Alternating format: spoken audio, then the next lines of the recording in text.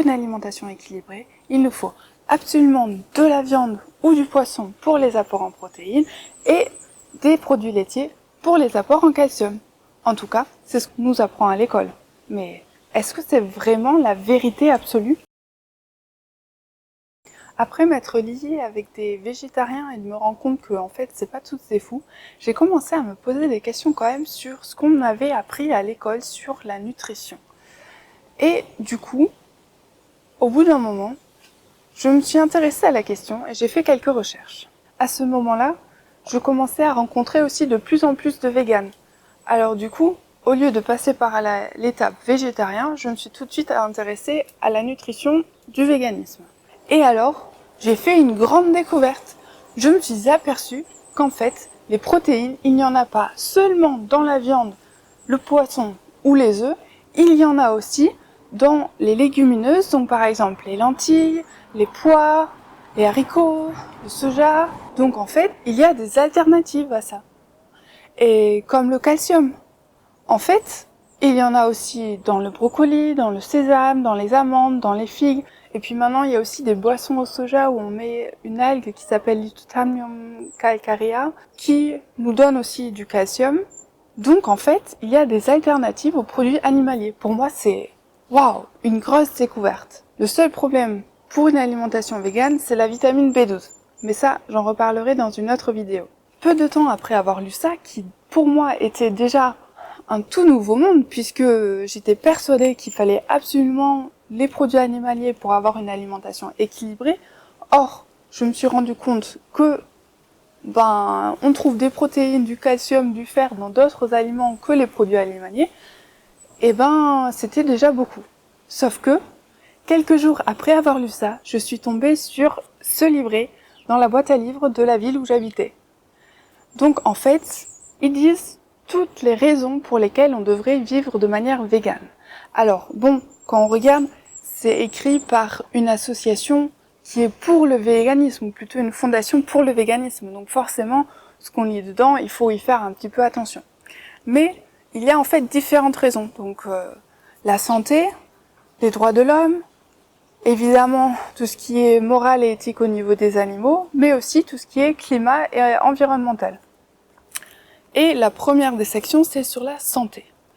Et vu que j'étais en train plutôt de m'intéresser à la question santé de la nutrition, c'est ce qui m'a intéressé le plus dans ce livre.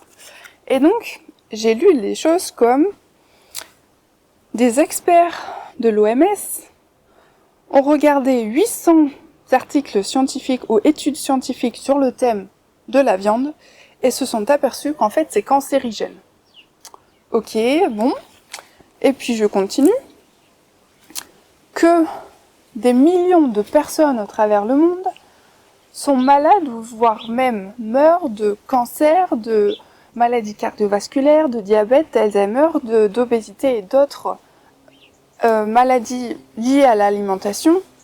Et c'est quand même incroyable, des millions de personnes à cause de l'alimentation liée non seulement au sucre évidemment, mais aussi à la viande et aux produits laitiers. Pourquoi est-ce qu'on ne le saurait pas si c'était vrai ? Et puis je continue, et puis je trouve que l'ostéoporose, il y en a plus dans les pays où on boit le plus de lait. Donc en fait, que boire du lait qui est censé lutter contre l'ostéoporose, ça fait exactement l'effet inverse. C'était des choses où je me suis dit, attends, mais c'est bizarre ce truc, ça doit être des trucs tirés par les cheveux qu'ils ont cherché juste pour convaincre les gens de vivre de manière végane. Mais bon, c'est quand même un docteur en médecine qui a écrit ça, c'était bizarre. Bon, ce que j'ai fait, c'est, j'ai pas cru ça, donc je suis allée chercher d'autres sources d'informations. Je suis allée dans le catalogue de la bibliothèque de mon université, et j'ai fait quelques recherches à ce propos. Et tu sais quoi ? C'est vrai. Les trucs qu'il y a écrits dans ce livre, c'est vrai. C'est pas des exagérations, c'est pas des trucs inventés juste pour convaincre les gens de se convertir au véganisme. Non. La viande, c'est vraiment pas si bon pour la santé que ça. Les produits laitiers, c'est pas si bon pour la santé que ça. Et en fait, effectivement, une alimentation végane, si on sait comment il faut le faire, donc de manière très variée et en faisant attention à certains apports d'éléments, c'est une alimentation hyper saine. Donc c'est incroyable. D'ailleurs, si tu ne me crois pas à ce propos-là, je comprends tout à fait, parce que ça a été ma première réaction quand j'ai lu ça. J'ai pas cru. Donc ce que tu peux faire, c'est faire des recherches, trouver d'autres sources à part cette vidéo-là sur ce thème-là, et puis créer ta propre opinion. Et en fonction de ce que tu trouves, que ce soit des informations similaires ou contradictoires, écris-le dans les commentaires. Demain, on se retrouve pour une nouvelle vidéo où je te raconte la 3e étape qui m'a fait passer à une alimentation plus végétalisée. Merci et à demain. Quelques jours après avoir lu ça, je suis tombée sur... Non. Quelques jours après... Merde.